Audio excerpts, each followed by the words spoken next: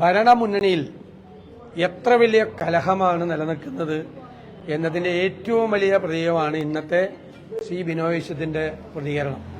കാരണം ഞാൻ ഇന്ന് രാവിലെ പറഞ്ഞതാണ്, ഞാൻ പ്രതിപക്ഷ നേതാവെന്ന നിലയിൽ ഞാൻ പറഞ്ഞതിനേക്കാൾ, ഞങ്ങൾ പ്രതിപക്ഷം പറയുന്നതിനേക്കാൾ എത്ര രൂക്ഷമായിട്ടാണ് ബിനോയ് വിശ്വം പ്രതികരിച്ചത്. പറഞ്ഞത് മന്ത്രിയുടെ ഈ തീരുമാനത്തെ, ഗവൺമെന്റിന്റെ ഈ തീരുമാനത്തെ ആദ്യം സപ്പോർട്ട് ചെയ്തത് ABVP, പിന്നെ RSS, പിന്നെ BJP എന്നാണ് ബിനോയ് വിശ്വം പറഞ്ഞത്.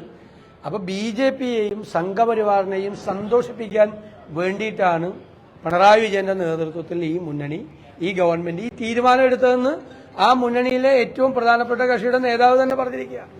എന്നിട്ട് ഘടകകക്ഷികളെ ഇരുട്ടിലാക്കിയെന്നാണ് പറഞ്ഞത്. അതാണ് ഗോവിന്ദൻ ചോദിച്ചത് ഏത് CPI എന്ന്, എന്ത് CPI എന്ന് ചോദിച്ചത്. ഘടകകക്ഷി ഇരുട്ടിലാക്കി. അവർ പറഞ്ഞല്ലോ അവരുടെ മന്ത്രി, നമ്മൾ വാർത്തയിലാണ് കണ്ടത്. പക്ഷെ ഇന്ന് ബിനോയ് വിശ്വം അത് കൺഫേം ചെയ്തു. അവരുടെ മന്ത്രി ഇത് ഒപ്പുവെക്കരുത് എന്ന് മന്ത്രിസഭാ യോഗത്തിൽ പറഞ്ഞു. അപ്പൊ അവരുടെ 4 മന്ത്രിമാരുടെ അഭിപ്രായമാണല്ലോ മന്ത്രി K. രാജൻ ഉന്നയിച്ചത് മന്ത്രിസഭാ യോഗത്തിൽ. അപ്പൊ CPIയുടെ 4 മന്ത്രിമാർക്ക് ഒരു വിലയില്ല. അവര് പറഞ്ഞ അഭിപ്രായത്തിന് യാതൊരു വിലയില്ല. CPI ആസ് എ പാർട്ടി ഒരു വിലയുമില്ല. ഞാനിന്ന് രാവിലെ പറഞ്ഞതാണ് ബിനോയ് വിശ്വം പറഞ്ഞത്. ഞാൻ പറഞ്ഞെന്താ, പിണറായി വിജയനും CPMനും CPIയേക്കാൾ പ്രധാനമാണ് BJP.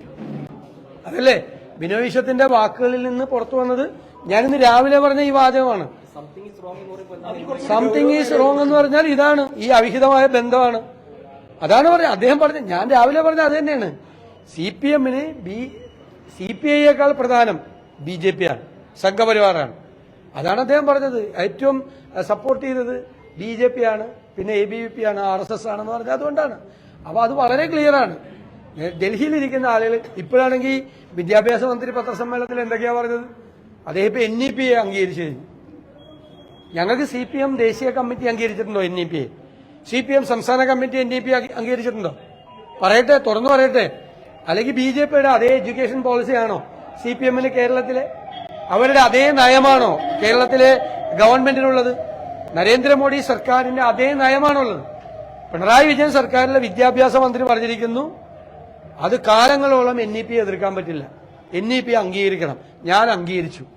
അതേ NEP നാഷണൽ എഡ്യൂക്കേഷൻ പോളിസി നമ്മളെല്ലാവരും, കോൺഗ്രസും CPMും CPIയും എല്ലാവരും പറഞ്ഞ, അതായത് ഒരു RSSന്റെ പൊളിറ്റിക്കൽ അജണ്ടയാണ് ഈ വിദ്യാഭ്യാസ നയത്തിൽ ഉള്ളത് എന്ന് ഉറക്കെ പറഞ്ഞ ആളുകളാണ്. ഞങ്ങളെക്കാളും ഉറക്കെ പുറപ്പുറത്ത് കയറി എന്ന് പറഞ്ഞ ആളുകളാണ് CPM. അതിലെ വിദ്യാഭ്യാസ മന്ത്രി കേരളത്തിലെ ഒറ്റ സംസ്ഥാനത്തെ CPM, ഒറ്റ സംസ്ഥാനത്ത് ഇന്ത്യയിൽ, അവിടുത്തെ വിദ്യാഭ്യാസ മന്ത്രി പറയാണ് ഞാൻ ആ NEP അംഗീകരിച്ചെന്ന്. അതാണ് പദ്ധതി അല്ല അംഗീകരിച്ചത്, ഇത് പ്രോജക്റ്റ് ഇതിന് മുൻപ് ഒപ്പിട്ടതാണ്. അന്ന് ഈ കണ്ടീഷൻസ് ഇല്ല. കണ്ടീഷൻസ് പിന്നെയാണ് കൊണ്ടുവരുന്നത്. ആ കണ്ടീഷൻസിനെ ഒപ്പോസ് ചെയ്യാണ് ഞങ്ങള്. ഈ പറയുന്ന നിബന്ധനകളെ ഒപ്പോസ് ചെയ്യാണ് എല്ലാ സ്റ്റേറ്റ് ഗവൺമെന്റും. കാരണം AICC അതിന്റെ നയം വ്യക്തമാക്കിയിട്ടുണ്ട്, അതിനെ ഒപ്പോസ് ചെയ്യണമെന്ന് പറഞ്ഞു. എല്ലാവരും ഒപ്പോസ് ചെയ്തു. അതുകൊണ്ടല്ലേ ഞങ്ങളിവിടെ ഒപ്പോസ് ചെയ്തത്. എല്ലാവരും ഒപ്പോസ് ചെയ്തു, എല്ലാവരും ചെയ്ത്. അപ്പൊ കർണാടകത്തിലും തെലങ്കാനയിലും ചന്ദ്രശേഖർ റാവു സർക്കാർ വിവരമാണത് ഒപ്പുവെച്ചത്. ആ സമയത്ത് അതില്ല, അതിന് ശേഷമാണ് ഇത് വരുന്നത്. വന്നപ്പോൾ ഒപ്പോസ് ചെയ്തു. അതാണ് ഞാൻ പറയുന്നത്. CPM എന്താണ് ഇതിനെക്കുറിച്ച് പറഞ്ഞത്? ഇതുവരെ പറഞ്ഞുകൊണ്ടിരുന്നത് CPM എങ്ങനെയാണ് നയം മാറ്റിയത്? എങ്ങനെ നയം മാറ്റി? എന്ന് നയം മാറ്റി? ഇപ്പൊ ബേബി അവസാനവും പറഞ്ഞത് അതിനെ അംഗീകരിക്കില്ല എന്നാണ്.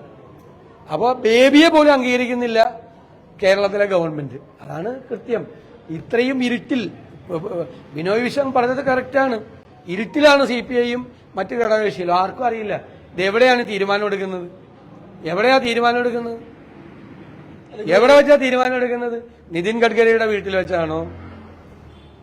നരേന്ദ്രമോദിയെ കാണുമ്പോഴാണോ തീരുമാനം എടുക്കുന്നത്? സാഹിബിനെ കാണുമ്പോൾ കവാത്തു മറന്നു എന്ന് പണ്ടൊരു ചൊല്ലുണ്ട്. കവാത്തു മറന്നുപോയതാണോ കണ്ടപ്പോ? ഇത്ര അന്വേഷിച്ചാൽ മതി.